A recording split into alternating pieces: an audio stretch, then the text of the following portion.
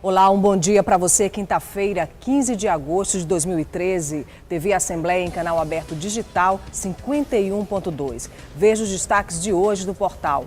Os assuntos que repercutiram na sessão plenária da quarta-feira. Ao vivo, Vones Mascarenhas traz pra gente o que está na ordem do dia em plenário. Eu entrevisto também Carlos Roberto de Paula, juiz da primeira vara de execuções penais. Vamos falar sobre a situação do sistema carcerário em São Luís. O portal está só começando.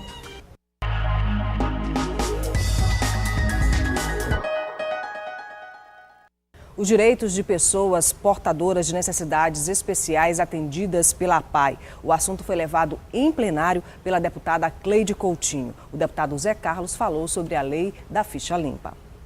Os direitos das pessoas portadoras de necessidades especiais atendidas pela APAI foram discutidos pela deputada Cleide Coutinho. O objetivo era o de discutir assuntos de interesse das pessoas com deficiências atendidas pelas APAIs, no que diz respeito a seus direitos à educação e à livre liberdade de escolha pelas famílias, onde, em que local deve educar seus filhos. E não ser uma coisa imposta pelo governo, como o ministro da Educação pretende. As dificuldades geopolíticas no município de Marajá do Sena foram debatidas pelo deputado Estênio Rezende. O parlamentar chamou a atenção especialmente para a estrada que dá acesso ao município, que carece de pavimentação. Somente com o início dessa estrada já chegou o Marajá do Sena, lojas de eletrodomésticos, já chegou a casa lotérica, e isso mostra que com a estrada chega, sem dúvida nenhuma, firmas que ajudam na geração de emprego, que ajudam na renda, porque apostam no crescimento do nosso município Marajá do Sena. É pequeno, é sem dúvida nenhuma. Fica numa localização difícil, geográfica, entre o morro e o Riacho Sena, fica. Mas é claro, por isso mesmo, precisa muito mais das nossas ações políticas. O deputado Rubens Pereira Júnior contestou as informações veiculadas pelo jornal Estado do Maranhão, que teria anunciado que ele, o deputado Rubens Pereira Júnior, seria contra as obras de construção dos hospitais macro-regionais. Agora eu pergunto aos senhores, quem, na verdade, preferiu não construir os 4 hospitais e gastar 71 milhões no hospital do IPEM? Foi o secretário de Saúde, Ricardo Murá. Portanto, não aceitamos nenhum tipo de mentira de dizer que somos contra os hospitais regionais. Pelo contrário, para acabar definitivamente. O que nós queremos é que a corrupção não contamine o processo de empréstimo no estado do Maranhão. O aniversário de 10 anos de promulgação da lei de empacotadores nos supermercados foi lembrado pela autora do projeto, a deputada Graça Paz. A parlamentar destacou os benefícios gerados pela lei. Já deu um grande avanço, onde todos os supermercados estavam acabando com a figura dos empacotadores e acabando com os empregos, que nós precisamos gerar mais empregos, e os supermercados estavam acabando com os empregos dos empacotadores, e hoje os maiores supermercados estão cumprindo a lei com um empacotador para cada 2 caixas. O deputado Zé Carlos se pronunciou sobre o cumprimento da lei da ficha limpa. O parlamentar destacou que o Maranhão foi o primeiro da federação a implementar a lei da ficha limpa no âmbito do serviço público. Isso mostra que o movimento que nós fizemos aqui nessa Assembleia, a aprovação que nós fizemos no semestre passado da ficha limpa, deputado Marcelo Tavares, ela é inédita. Eu tenho a impressão que o Maranhão foi o primeiro estado a aprovar a lei da ficha limpa para servidores públicos no âmbito do nosso país. Portanto, o Senado Federal ainda aguarda que a Câmara se manifeste. Daí talvez nós possamos conversar com os nossos deputados federais e pedir a eles gestões na Câmara para que essa lei seja aprovada e o Senado também volte a apreciar e ela seja sancionada pela presidente e ela passe a vigorar no âmbito nacional. Ainda na sessão de ontem, o deputado Otelino Neto contestou os dados de geração de emprego e renda no estado divulgados pelo Executivo. A inauguração do 19º Hospital de Pequeno Porte, feita pelo governo estadual, foi o tema do pronunciamento do deputado Magno Bacelar. O parlamentar elogiou o programa Saúde é Vida do governo estadual. Então isso mostra o compromisso da nossa governadora com o seu povo, com a saúde. Hoje é o clamor número 1 do povo brasileiro quando se vê os telejornais, é a cobrança da imprensa em relação à saúde. E o estado do Maranhão saiu na frente. A governadora saiu na frente quando lançou esse grandioso programa, deputado Marcelo Tavares, do programa Saúde é Vida. Os dados sobre a geração de empregos no estado do Maranhão, divulgados pelo governo estadual, foram contestados pelo deputado Otelino Neto. A governadora do estado vai, no horário do seu partido, inventa um dado para tentar confundir a opinião pública. Mas, como eu disse ontem, nós estamos atentos aos desmandos do governo do Maranhão e também à manipulação de informação. O Maranhão não criou 70 mil empregos, o Maranhão perdeu mais de 14 mil vagas de emprego só de dezembro para cá. Esse é um dos legados do governo Rosiana Sarney, que ela diz ser o melhor governo da vida dela. Os abusos cometidos por operadoras de planos de saúde no estado receberam críticas do deputado Neto Evangelista. O parlamentar citou exemplos de desrespeito aos direitos do consumidor. Eu estou fazendo uma indicação para mandar para a Agência Nacional de Saúde, para que ela possa chamar as empresas que prestam serviço de plano de saúde, para que ela obrigue e encaminhe essas pessoas para que possam ser recebidas pelos outros planos de saúde. A Promotoria do Consumidor daqui do Maranhão, de São Luís, já entrou em ação. A Assembleia do Maranhão não pode ficar omissa, contando com o apoio de todos os parlamentares, sem dúvida nenhuma, para que nós possamos alcançar o nosso objetivo. O deputado Roberto Costa acusou o secretário de Comunicação da Prefeitura de São Luís de orquestrar movimentos de protesto na tentativa de criar fatos políticos. É uma movimentação orquestrada dentro da Prefeitura de São Luís. Em vez do Márcio Gerri se preocupar em dar uma resposta para a população de São Luís, ele tenta manipular uma manifestação no sentido de criar instabilidade. Então eu venho aqui fazer esta denúncia que é grave. O deputado Rubens Pereira Júnior refutou as afirmações feitas pelo deputado Roberto Costa contra o secretário de Comunicação da Prefeitura de São Luís. Não concordo, é que não há nenhum indicativo de que o secretário Márcio Gerri participa, direto ou indiretamente, para aparelhar o movimento. O movimento é limpo, apartidário e, pelo que eu sinto nas ruas do Maranhão, terá bastante força. Porque a cassação é iminente, o que consta no processo é gravíssimo, de acordo com o parecer do Ministério Público, só confirmou o recurso contra a expedição do diploma de autoria do senador, do ex-governador Zé Reinaldo, e em todas as rodas, por onde eu ando, a conversa do momento só é uma no estado do Maranhão. A deputada Gardênia Castelo se pronunciou contra o relatório apresentado pela Comissão Parlamentar de Inquérito da Câmara de Vereadores de São Luís sobre o programa Bom Peixe. Então eu quero deixar aqui meu lamento e dizer que um relatório como esse não guarda nenhuma credibilidade, porque se tivesse, de fato, fosse um relatório isento e não quisesse criar apenas um fato político, mas um relatório sério, teria certamente, deputado Neto, convidado o prefeito João Castelo para prestar. Se não convidou é porque realmente o prefeito João Castelo não tinha nenhum esclarecimento a prestar. Os assuntos que devem estar na ordem do dia em plenário. Vamos ao vivo com o repórter Vônios Mascarenhas. Vônios, bom dia. Bom dia, Cristiane. Iniciamos com o parecer de número 245 de autoria da Comissão de Constituição, Justiça e Cidadania, em redação final ao projeto de lei de número 049/2013, de autoria da deputada Valéria Macedo. Esse projeto institui a Semana Estadual do Bebê. Temos também projeto de resolução legislativa de autoria do deputado Léo Cunha, que institui a Frente Parlamentar do Sul do Maranhão. Uma frente parlamentar que tem o objetivo de promover estudos e assim, dessa forma, promover o desenvolvimento geopolítico e econômico da região sul do Maranhão. Em seguida, temos o projeto de lei de autoria do deputado Hélio Soares, que institui a política estadual de incentivo ao uso de bicicleta no estado do Maranhão.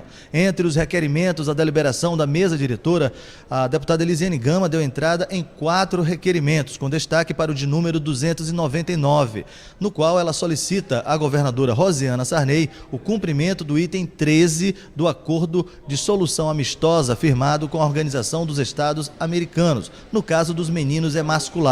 O cumprimento desse acordo, de acordo com a deputada, garantiria a efetividade da política estadual de combate à violência contra crianças e adolescentes. Cristiane.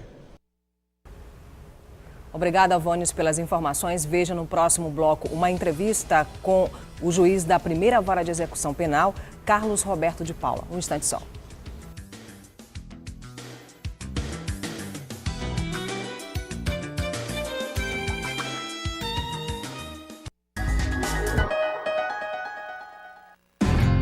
Eu faço imitações de gente famosa. As aparências podem enganar, mas as digitais não. Ninguém pode se passar por outra pessoa. O recadastramento biométrico começou em várias cidades do país. É a Justiça Eleitoral tornando as eleições ainda mais seguras. Verifique se na sua cidade está acontecendo a biometria, pois quem não comparecer no prazo terá seu título cancelado. Saiba mais no site tse.jus.br. TSE, Justiça Eleitoral. Saúde na escola vai mostrar agora que a nossa alimentação merece atenção. Saúde na escola é pra toda hora cuidar da nossa visão. É a melhor lição. Participe das ações do programa Saúde na Escola 2013. Cuidados com a visão, alimentação adequada e atividades físicas. Tudo no ritmo certo. Governo Federal. Dúvidas para abrir uma empresa? Lidar com fornecedores? Controlar o dinheiro? Enfrentar a concorrência? Calma, acesse o portal de educação à distância do Sebrae.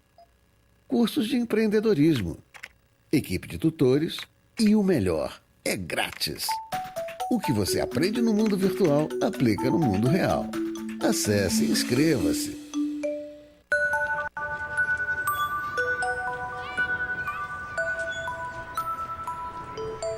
Não é apenas na certidão de nascimento que um pai faz falta. O Poder Judiciário sabe o quanto é importante para um filho ter o nome e a presença de um pai. Por isso, o reconhecimento de paternidade foi simplificado e agora pode ser feito em qualquer cartório de registro civil. Pai presente, o reconhecimento que todo filho espera. Os debates, discursos, votações, o dia a dia do Parlamento Maranhense, você acompanha na TV Assembleia. Direto do plenário na Gibi Aitel, fique ligado nas transmissões das sessões plenárias, segunda às 4 da tarde e de terça a quinta, 9h30 da manhã, com reprise às 6 da tarde. TV Assembleia, o Legislativo até você.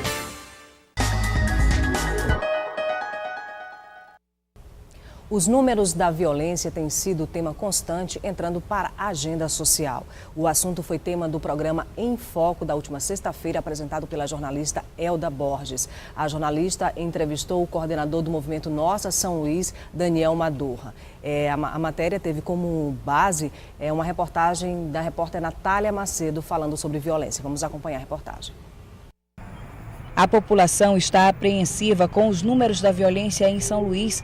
Os homicídios e as fugas constantes no complexo penitenciário também assustam os maranhenses. Lá dentro mesmo não tem segurança, não tem agente penitenciário suficiente para eles dar segurança para os presos, porque os presos é um agente para 80 presos. É um caos. Tá assustando demais, até porque quando eles saem de lá, eles vêm diretamente pra cá, não tem nem como não vir pra cá. Pra roubar as pessoas, assusta muito. Muito crime, a estimativa muito alta, né? e precisando mais de segurança aqui na cidade. Eu vejo hoje pelas reportagens, né, nos jornais, todo dia crimes, né? Então está faltando segurança pública. Só no mês de julho, 60 pessoas foram assassinadas na região metropolitana de São Luís, uma média de 2 pessoas assassinadas por dia. Os números são os maiores dos últimos 5 anos. Só para se ter uma ideia, em 2013 já foram registrados 437 homicídios. No ano passado, durante os 12 meses, foram contabilizados 635 e em 2011, 519 homicídios. De acordo com a polícia, a maioria dos casos tem ligação direta com a disputa pelo tráfico de drogas e que ações estão sendo realizadas por toda a cidade para conter a onda de homicídios. Nós estamos fortalecendo homicídios, né? Fortalecemos a delegacia de homicídios, estamos fortalecendo o DENARC dentro do que nós podemos fazer. Claro que nosso efetivo ainda é muito baixo, mas dentro do que é possível nós estamos fortalecendo o DENARC, estamos conversando com as delegacias do bairro para que se empenhe mais nessa questão dos homicídios, né? Tente descobrir mais isso aí. O serviço de inteligência nosso hoje é muito voltado para isso e principalmente na identificação dessas quadrilhas, porque nessas quadrilhas existem aqueles que determinam e aqueles que cumprem, né? Nós temos que fazer a prisão dos dois. O delegado-geral adjunto de Polícia Civil disse ainda que não adianta fazer planejamento estratégico de ações quando, segundo ele, há falhas na legislação. Eu sempre gosto de dizer que nós temos uma legislação frágil. Eu considero fraca a nossa legislação. Um elemento condenado a 10, 15 anos, ele não fica 10, 15 anos preso, né? E infelizmente você vê que ele existe o benefício aí da regressão, que é interessante teoricamente, mas para determinados crimes isso é muito preocupante. É toda uma fragilidade que a própria legislação permite, né? E isso faz com que eles sabem disso no dia a dia nosso, que nós, como delegado de polícia, nós temos uma facilidade de viver essa situação. Por quê? Porque você vai na raiz do problema. Quando você efetua aquela prisão, o marginal, muitas vezes, aquela pessoa que cometeu o crime, fala na sua cara. Outro problema enfrentado pelo Sistema de Segurança Pública do Estado está no complexo penitenciário de Pedrinhas. Em menos de 90 dias, mais de 40 presos conseguiram fugir. Em 2013, 22 detentos já foram mortos dentro do complexo de Pedrinhas. Segundo dados da SEJAP, Secretaria de Justiça e Administração Penitenciária, o sistema carcerário do Maranhão possui capacidade para 2.200 presos, mas abriga atualmente mais de 5.400. Olha, a princípio é óbvio que existe uma desestruturação física das unidades e por isso que nós temos corrigido com uma série de obras que estão em andamento, dentre as quais, um exemplo das fugas de túneis. Nós estamos fazendo muros de arrimo submersos de 4 metros de profundidade com sensores para inibir essas partes de fuga por meio de túneis. Há casos também de negligências funcionais que nós estamos apurando pela corregedoria e na hipótese, quando existe indício de envolvimento de terceirizados, a gente já pede a demissão de imediata à terceirizada. Associado a isso, nós também não podemos negar a questão da lotação também termina contribuindo para esse quadro. E a comunicabilidade dos presos entre si é muito grande, razão pela qual a SEJAP está adquirindo bloqueadores de celulares que já começarão a ser instalados ainda esta semana em todas as unidades da região metropolitana. O secretário informou que as fragilidades no sistema penitenciário, assim como as fugas constantes, também estão sendo apuradas por uma força-tarefa criada pela Secretaria de Segurança Pública. Trata-se de uma equipe de trabalho da Polícia Judiciária, de investigadores, delegados de polícia com todos os respectivos equipes, para apurar os crimes ocorridos dentro dos ambientes penitenciários, praticados entre os presos entre si, como os homicídios, por exemplo, e com possível envolvimento ou não de servidores dentro desse cenário de acontecimento. Bom, a gente viu aí, a TV Assembleia tem trazido constantemente a discussão da violência em todo o estado para debate aqui na televisão com os nossos telespectadores, assunto que é extremamente debatido aqui no plenário da Assembleia Legislativa pelos parlamentares. E foi o destaque do programa, como eu falei, na sexta-feira, programa Em Foco, apresentado pela jornalista Elda Borges. A gente pegou emprestada essa matéria para poder subsidiar aqui a nossa entrevista com o juiz. Bom dia. Bom dia. Bom, a gente viu aí todo esse material, todos esses números, e a gente viu o delegado falando em legislação fraca. Doutor Carlos Roberto de Paula, o problema estaria na legislação ou na efetivação dessa legislação na prática? Eu acho que a questão maior está na efetivação da legislação. A legislação por si só, eu acho que ela contempla ela possibilita que haja punição por parte do Estado em razão daqueles que cometem delitos. Claro, essa mesma legislação ela possibilita alguns benefícios, a legislação, a Lei de Execução Penal, a Constituição Federal, que é a da progressão de regime, de livramento condicional. No Estado Democrático de Direito é fundamental que haja essa possibilidade para aqueles que venham a cometer delitos, que eles possam ter direito à progressão de regime e livramento condicional de acordo com o estabelecido na legislação. E esse percentual para a progressão de regime, ela é diferenciado conforme a gravidade do delito. Nos crimes hediondos ou equiparados a hediondo, o preso ele passa mais tempo para ter direito a esse benefício. Então eu acho que a legislação ela contempla bem essa parte. Mas na verdade eu acho que a essência de tudo isto, Cristiano, está na questão do modelo econômico. Mas esse modelo econômico que tem isso a ver com a violência? Tem tudo a ver com a violência. Porque hoje nós temos que trabalhar a questão da violência em dois pilares, em dois campos. O campo da prevenção. Se existisse uma melhor distribuição de renda, se de fato as pessoas que tivessem menos condições, e eu falo isso em questão da estrutura familiar. Às vezes você tem a mãe que tem vários filhos, os filhos desde jovem já se envolvem com drogas e aí acabam tendo um caminho mais fácil para entrar na criminalidade. Isso é fato. Esse percentual de presos que existe no nosso país, mais de 90% da massa carcerária é composta de pessoas que têm menos condições financeiras. E eu falo isso porque uma parte dessas pessoas que têm menos condições é em razão dessa desestruturação familiar, por um modelo econômico mesmo, perverso, concentrador, é que leva a essa criminalidade. E nós temos a outra ótica do enfrentamento da violência, que é essa que dá com aqueles que já cometeram crimes. Porque qual é o sentimento que a sociedade, que as pessoas de modo geral têm com relação àqueles que cometem delitos? Eu digo sempre o seguinte, todos nós somos criminosos em potencial, todos nós podemos cometer um delito. Somos humanos. Somos então, humanos portanto, e como tais, estamos passíveis a isso. Né? Como alguém da nossa família está passível a isso. O que nós precisamos fazer com relação a isso? Nós precisamos dar um tratamento diferenciado àqueles que se encontram presos. O crime eles já praticaram. Carnelucci aqui diz, numa obra chamada As Misérias do Processo Penal, quando alguém comete um crime, ele tem que ser algemado e levado ao cárcere. Depois que ele é levado ao cárcere, ele tem que ser tratado, ele tem que ser recuperado. Ele tem que ser ressocializado. Eu digo às vezes até ser socializado, porque muitas das vezes, sequer socializado ele foi. E de que forma isso pode ser feito? Primeiro que esse modelo nosso é um modelo completamente falido.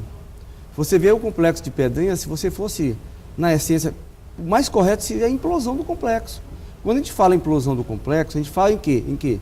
Em criação de pequenas unidades prisionais, distantes uma da outra. Descentralizadas também por todo o Estado. Descentralizadas. Você quer ver uma coisa de curto prazo? Nós estamos aqui na Casa do Povo, que é a Assembleia Legislativa. Uma medida de curto prazo que daria para resolver isso. Se o governo do Estado resolvesse construir 20 pequenas unidades de 100 vagas, em torno de 100 vagas, 20 unidades, pegava as comarcas maiores no interior do Estado e construiria 20 unidades prisionais, para 100 vagas. Pegaria 20 das delegacias regionais que se encontram aí, as 20 unidades prisionais para presos condenados. E pegaria 20 delegacias regionais, a Secretaria de Segurança Pública entregaria para a SEJAP, eles fariam pequenas adaptações para presos provisórios. Você criaria no mínimo 3.000 vagas no sistema. A nossa população carcerária é uma população pequena. Nós temos aí em torno de 5.500, 6.000 presos no estado todo. Só para você ter uma ideia, em São Paulo agora, na saída temporária de São Paulo, só na saída temporária agora dos dias dos pais, saíram 7.000 presos.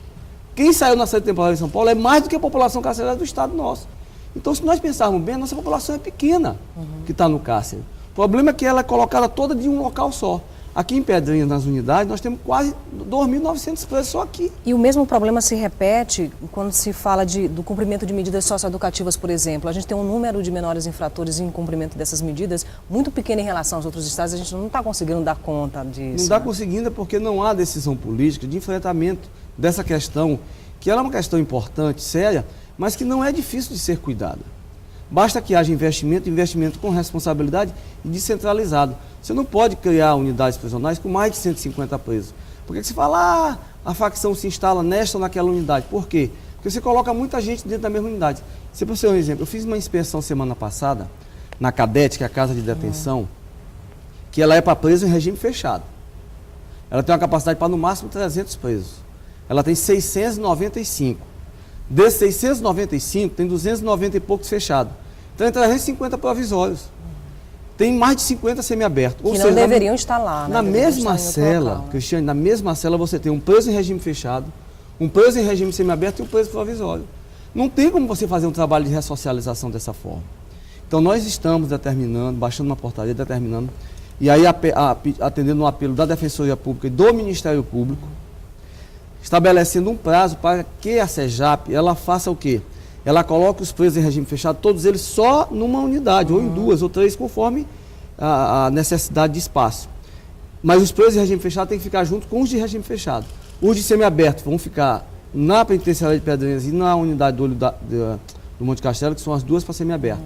E os provisórios vão ficar nas unidades só para preso provisório. Até porque a aplicabilidade, isso é muito simples, né, essa matemática. A aplicabilidade da política de ressocialização é completamente diferente para esses 2 níveis, né, de presos. Porque o preso semiaberto ele já tem uma perspectiva, ele já está saindo na saída temporária, ele já vai, 5 dias no ano, ele já vai, visita a família, passa 7 dias em casa, volta.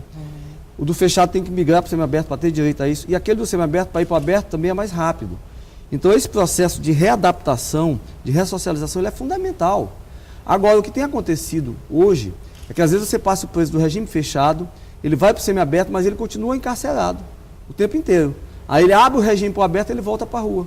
Por isso, a preocupação daquele telespectador, né, falando da questão dessa exposição com relação aos presos. Esse direito os presos têm de serem colocados, cumprindo determinada parte da pena. Isso aí está na Constituição e isso é importante que seja feito. Agora, nós precisamos mudar essa metodologia. Nós precisamos mudar a lógica do sistema. Precisamos descentralizar o sistema, levando aqueles que são do interior para suas respectivos municípios. Que devem estar próximos de suas famílias, inclusive. Exatamente. Próximo da família, o juiz da execução está perto para acompanhar. A própria sociedade que viu que ele cometeu aquele delito, mas que está sendo punido, acompanha essa punição. Tudo isso é importante. E o resgate dele para ele, para a família dele e para a sociedade. Porque no instante que você dá um tratamento adequado ao preso, ganha com isso quem? O preso, a família dele e a sociedade. Porque você impede que ele cometa crime novamente. Porque um dado é preciso se destacar: 95% da população carcerária, ela retorna à sociedade. 5% acaba morrendo ou dentro do cárcere ou cumpre pena a vida toda. Cometem vários delitos e acaba cumprindo pena a vida toda. 95% retornam. O que é melhor? É que esses 95% retornem e não cometam crime de novo. Doutor Carlos Roberto, é possível a gente pensar hoje num perfil desses 90% que estão retornando para a sociedade? Que perfil, né, diante dessa política que a gente tem, da execução penal, né, da falta dessa ressocialização? Como é que está voltando? Nós não temos dados fechados com relação a isso, mas o grau de reincidência ainda é muito alto. E a reincidência é muito alta exatamente pela falta desse tratamento. Nós temos modelos de prisão no país que são revolucionários. Eu cito aqui a APAC, a Associação de Proteção e Assistência aos Condenados, é um modelo que nós já temos no Maranhão, nós temos em 2 cidades, Pedreiras e Coroatá. Vai ser implantado agora também aqui em São Luís, no Monte Castelo, a primeira APAC em regime semiaberto. O grau de reincidência nessas unidades onde ocorre a APAC, é um modelo novo de punição. Ele atinge um percentual máximo de 7%. Quer dizer, a cada 100 presos, no máximo 7 volta a reincidir. Enquanto que nesse modelo nosso tradicional, atrasado, vencido, que amontou os presos dentro de uma cela, que trata os presos tipo bicho, esse modelo você tem uma reincidência acima de 70%. Então nós temos que mudar essa lógica. E é preciso que haja um compromisso da Assembleia Legislativa do Estado, que haja um compromisso do Poder Executivo, do Poder Judiciário, do Ministério Público, enfim, de todos aqueles que estão à frente das instituições, para que a gente promova uma revolução. E digo a você, Cristiane, não é nada difícil de ser feito. É simples, rápido, basta que haja vontade política. Juiz, quando eu tenho 2.200 presos à capacidade e tenho mais de 5.000, né, um sistema penitenciário que abriga mais de 5.000, não dá para fazer muito quando se tem esse quadro, né? Quer dizer, tudo passa pela construção de uma estrutura, né? Quer dizer, começa pela superlotação, isso precisa ser resolvido. Olha, né? A criação de vaga é a coisa mais urgente que tem que ser feita. Você precisa criar vaga. Eu faço sempre uso sempre esse argumento. O número de presos cresce em progressão geométrica e as vagas sequer são abertas em progressão aritmética. Ou seja, prende-se muito e tem-se pouco espaço. Então você precisa inverter isso. E assim, há muitas prisões que são feitas, e assim, por erro nosso também no judiciário, flagrantes que são homologados, com situações que podiam ser resolvidas sem a necessidade de ser levada aquela pessoa ao cárcere. Então você precisa mudar um pouco essa lógica também. Claro que há aqueles crimes que são mais graves, que eles precisam de uma punição mais forte por parte do Estado, e com um processo de recuperação do preso. Tem que haver. Bom, com todas essas manifestações que a gente tem visto acontecer aí nas ruas, né, esse movimento social, né, que toma conta da cidade, né, a gente viu aí na história do Brasil recente, os movimentos campesinos, né, o MST, movimento quilombola, movimento negro, né, mas a gente viu agora uma população da cidade indo às ruas, clamando, por exemplo, por menor preço da passagem de ônibus, né? Tudo começou por aí, mas aí a gente viu outros clamores também na rua. E aí a gente pensa no significado desse Estado democrático de direito. Esse Estado democrático de direito, ele precisa ser repensado, precisa ser reconstruído? É preciso que haja um compromisso maior por parte daqueles que dirigem ou que compõem as instituições. Por exemplo, eu sou juiz de direito, eu sou pago pelo cidadão, eu tenho um dever de prestar, a obrigação de prestar um serviço, tentar prestar um serviço de qualidade ao cidadão. Então é preciso que haja um compromisso por parte de todos que compõem os poderes, não só os 3 poderes, mas que compõem as outras instituições, que acabam determinando o modo de... que acabam dando um norte também. O Estado seria para ser a ordem, né? E a gente está vendo a desordem, né, nesse Estado. Eu acho que aí o que houve aí Cristiane, eu não diria desordem, o que houve aí é um grau de insatisfação tão elevado, com tanta corrupção no país, que as pessoas cansaram de tolerar, por exemplo, um judiciário lento, cansaram de tolerar assembleias legislativas, câmaras municipais coniventes com o Poder Executivo, sabe, estão insatisfeitas com o modelo de gestão por parte do Poder Executivo que muitas das vezes ele não chama a população para discutir quais são as suas prioridades. Então essas coisas, sabe, são aqueles acordos, aqueles conchavos, as pessoas estão cansadas disso. Então essas manifestações são fruto disto. O que as pessoas querem é o quê? É que o seu recurso, que aquele imposto que ela pague, venha realmente a reverter em benefícios. Eu vejo dessa forma. Bom, a gente quer agradecer a sua participação aqui no Portal da Assembleia. Se a gente tivesse mais tempo, poderia conversar amanhã todo sobre esse assunto, porque é um assunto, né, que tem muito tema e que instiga bastante aí o debate. A gente quer agradecer a sua participação aqui no Portal da Assembleia. Eu que agradeço. Bom, nós conversamos com o juiz Carlos Roberto de Paula, da Primeira Vara de Execução Penal. O Portal da Assembleia vai ficando por aqui. A gente volta amanhã, a partir das 8h30 da manhã. Daqui a pouquinho tem transmissão ao vivo da sessão plenária. E lembrando que amanhã, durante todo o dia, a TV Assembleia, através do canal 51.2 e também TVN canal 17, vai estar transmitindo o evento sobre reforma política, o painel sobre reforma política, que acontece aqui na casa durante todo o dia de amanhã. Um ótimo dia para você.